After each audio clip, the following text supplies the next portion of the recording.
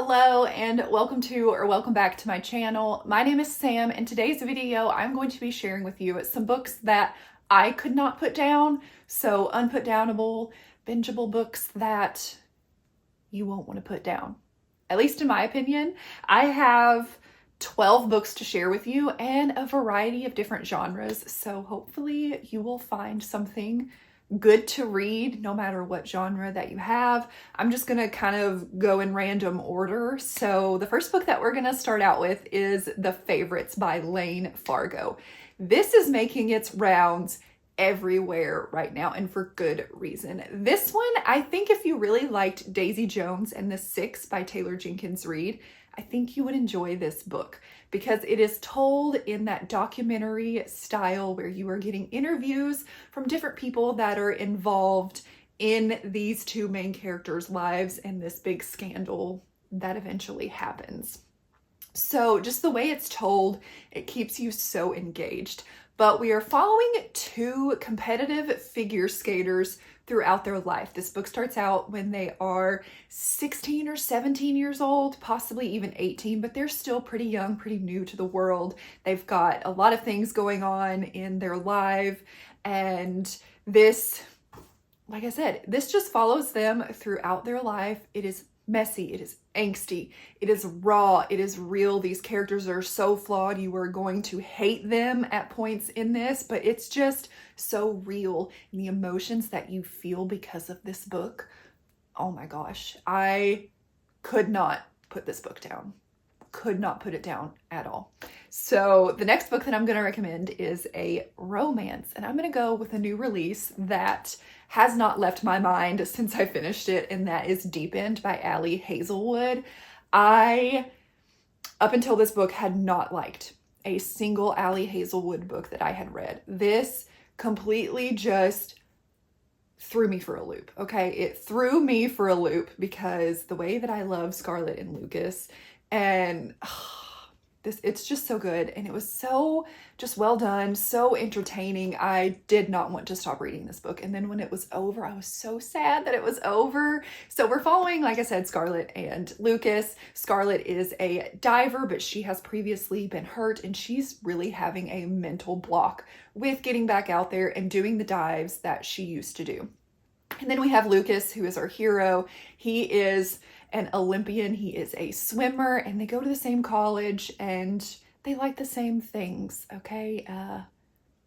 Same things in the bedroom, and they want the same things out of life, sort of on the same career path, and they just really hit it off. The mental health journey in here is so good, and the relationship, the way that Ali Hazelwood was able to use their bedroom chemistry and the sex in here as a tool to really drive their relationship forward and really create such a good connection between these two inside and outside of the bedroom. I just loved it. Like I said, this one blew me out of the park. Cookie just jumped up in the window if you heard that. Okay, now we're gonna move on to a thriller that, again, I could not stop reading this book. This is one that I was reading even while I was working out, and I don't ever do that. I usually put a stop to my audiobook and I have to listen to some music while I'm working out. But this one, I had to know what was going to happen. We have The One by John Marrs. This is my first ever John Marrs book that I have read, and I definitely have to read more because the way that this book is so readable, it's insane. So in this world, there is a DNA match. You send in a sample of your blood, and then you are matched to your soulmate, your perfect partner, your perfect match. And we are following multiple different perspectives of these people who have submitted their DNA and have found their perfect match. And things don't really go like they would hope with finding their perfect match. And there was just not a single POV in here that I was bored with. There was not a single storyline in this book that I didn't like. They were all entertaining, all so different, and just so engaging. This book, please read it. It's so fun. And I don't necessarily think that this is I don't know, is this a thriller? It says unlike any other psychological thriller, so maybe it is. But some of the storylines in here really didn't feel like thriller-esque. So that's kind of why I'm like, is it? Is it not? I don't know. Okay, sorry, I got distracted. My husband was texting me, so I was looking at my watch. But the next book that I have, man, was this like just the perfect amount of delusional in this book. Yellowface by R.F. Kuang. This is my first R.F. Kuang book. And I don't know if I'm going to read any of her other works because I know she does a lot of fantasy books and I just don't know that I want those. But if she writes anything else like this, yeah, I will pick it up because man, was this book entertaining. So we're following a white author who is friends with this very successful Asian author. And she is over at her apartment one night. They've had some drinks and this Asian author ends up choking to death, literally right in front of this woman's eyes. And she, of course, she calls the ambulance, but it's too late. She's gone. But before this Asian author had passed, she was telling her about a manuscript that she was working on. And when our main girl read it, she's like, this is so good. But no one else knew about it. No one other than the two of them. So she decides she's going to take this manuscript and she's going to edit it, add her own little spin on it, and publish it because she has been having just not good luck in the publishing world. And the way that she's able to justify the things that she does throughout this book is completely delusional. And you're like, what are you thinking? What are you thinking, lady? And then you have like social media aspects. You have different aspects of like the publishing side and publishers and editors. And it's just, if you're a reader, I think you would enjoy this book. I really think you would. And again, like I said, just the level of delusion just keeps you going because you're like, you could not be any more crazy. And then she does get a little bit crazy. So just delusional entertainment all around here. So next up, I have just a general fiction book to recommend to you, and that is Anxious People by Fredrick Backman. Now, this is my first Fredrick Backman book that I've ever read, and I definitely need to read more from him because the character work in this book is really what drives this story going. There are such unique characters in here, such complex characters in here. They will have you crying and then laughing out loud. It's just a beautiful story about humanity and kind of your lowest point in your life, the worst thing that you have ever done does not have to define you.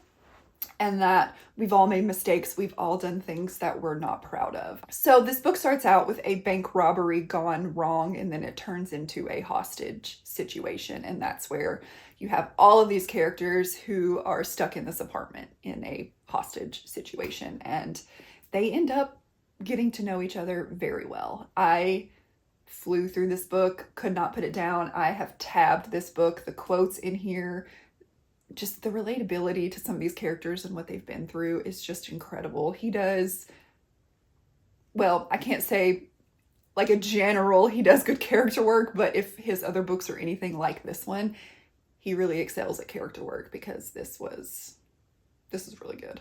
Okay, now let's talk about a book that follows a very creepy child. Something that I love in thrillers and horror is creepy children. I don't know why. The Perfect Child by Lucinda Berry. Now, you can really pick up any Lucinda Berry book and you are not going to want to put it down. You are going to want to binge through the whole thing. Her books are just, I don't know, they're unlike anything I've ever read. And the way that she writes, the way she tells a story, you just want to keep going. She does not shy away from very dark and gritty things. And I think that's why I really like her. So in this book, we are following a couple who they are unable to have a child of their own, and they're just so desperate to be parents. They both work at a hospital, and this 6-year-old girl comes in, and she is in a really, really bad state. She has been abandoned, and they decide to take her in. And the girl, she really has a good relationship and a bond with the husband, but not so much with the wife. Things get crazy in this book. It is so entertaining. My jaw was on the floor at some points in this book. It was just a ride and a really fun one. So if you have not picked up a Lucinda Berry, give this one a shot, but know you're going to be creeped out a little bit. Like, did she really just write that? Yes, she did. Okay, let's do another romance because Play Along by Liz Tomforde. Oh my gosh. And again, really any Liz Tomforde book that you pick up, you're not going to want to put down. Her characters and the relationships, she does them so well, so well. This is just the newest book in her Windy City series. This one follows Isaiah and Kennedy, and this is a marriage in Vegas, like a drunken night that turns into a marriage, and then they decide that they're gonna, stick it out and see how things go. Isaiah has been pining over Kennedy for years, so just the pining, the chemistry that these two have, the banter that she writes, it's so good. She's just such a good romance author who doesn't lean too heavily into the overly troped books anymore and super spicy books. You really feel a connection in her characters and the chemistry that they have. So definitely pick this one up. The next book that I am going to recommend to you all is a historical fiction, and this is a World War II historical fiction, and that is The Book of Lost Names by Kristin Harmel. In this book, we are following Eva, who is a Jewish woman who is able to hide out from the Nazis, and her mother end up going to this little town in France, and there she gets into this whole kind of web of helping Jewish children escape. So she is a forger. She will forge the documents to make them look like actual passing documents to get these children into Switzerland or somewhere safe. And throughout this book, there is just such high stakes in here because of what she is doing and what is at stake. There's also a romance in here that I think played out really well. So this book is called The Book of Lost Names because she creates a code for these children's real names, and she writes them in like this book using a code.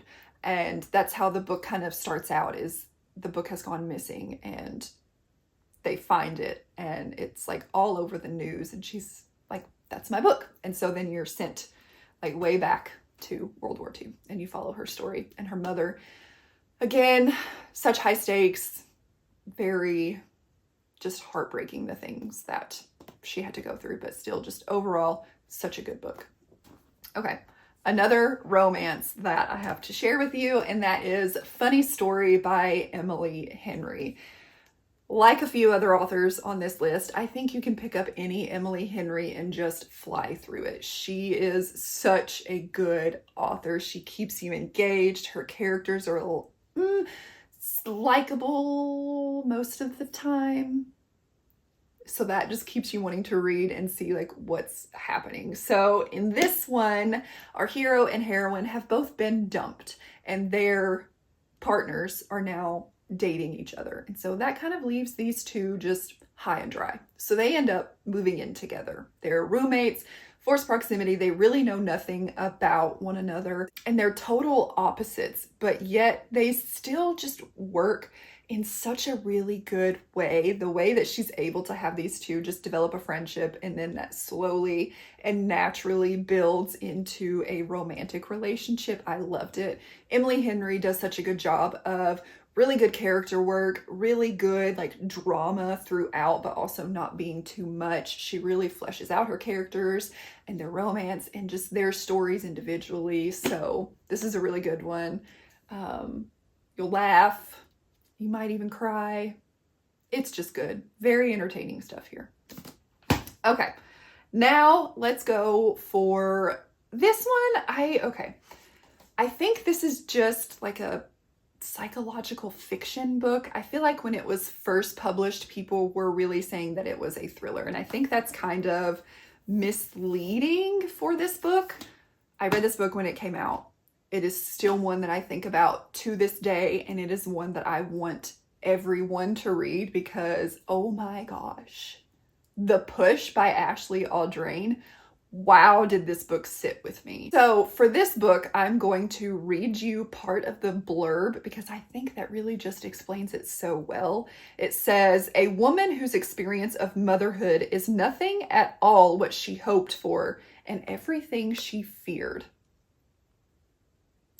This book gets crazy. It does. It's not as sort of, no, I guess it would be as shocking and jaw-dropping as The Perfect Child. But this one is not meant to be like thrilling. It's just very eye-opening and a look at motherhood and like generational things that can affect you as a mother and you bonding with your child and all these different things. It was just, this book was incredible. Again, one that I think about to this day, and I could not put it down. This is one that I think I should reread. It's that good. So if you haven't read The Push, get on it, okay? 2 more books left. Wild Eyes by Elsie Silver. Oh, this book. I did not love Wild Love. And so I had really, really high hopes going into this one because I wanted to love Elsie. She is one of my favorite romance authors and I wanted to love Wild Love. I just didn't. This book though was everything that I was missing from Wild Love. Okay. The way that she's able to have her characters together so much and you just see like every little interaction that they have, it really just builds the foundation of their romance and it's just incredible. It's so fun to read an Elsie Silver book. We are following a single dad and a pop star who is trying to get away from her dad and her manager who she feels has really just taken over her life and she doesn't know who she is anymore and she wants to break out from them. The way that they meet is hilarious.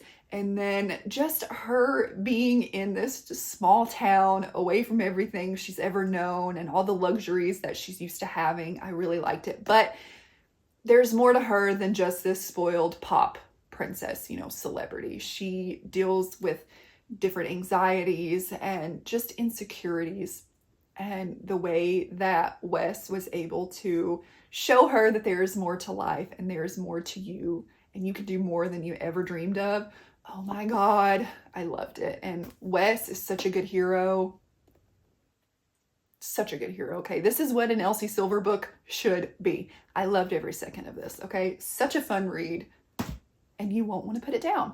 And then the last book, we're going to end on a banger here because The Women by Kristin Hannah. This is her newest release. This is a historical fiction book, but we are following a nurse who is in Vietnam, in the Vietnam War. This taught me so much that I did not know about a huge part of our American history. It was super eye-opening to see, especially how our heroine, when she gets back from the war, people were not happy with her service. First of all, they just didn't even believe that women were serving at all. They're like, there were no women in Vietnam. And she's like, no, I was there. I definitely was there. And then just her PTSD and everything that she has to deal with post-war. Such an incredible journey that she goes on. And this one, there's so much action packed into this book. You get a look at her and her life sort of before she goes into the war and then her life during the war and the friendships that she makes with these other women nurses who are helping in the war. And like I said, post-war too. It is just, oh my God. And the way that I sobbed in this book, Kristin Hannah, she does historical fiction like no one else that I have ever read, at least in my little journey of reading historical fiction so far. So definitely pick up The Women if you want a look at just something outside of World War II. This was so good. So good. Okay, so those are the 12 books that I have to recommend to you. I hope you find one that you will read and love, and hopefully it might help you get out of a slump, whatever is going on, if you just need a good book just to get you through the day. Yeah, I hope one of these will help you. If you have made it to this point in the video and you'd like to let me know, leave me a red heart in the comments down below. Also, let me know a book that you could not put down. Thank you so much for watching. Please like, comment, and subscribe, and I will see you next time. Bye.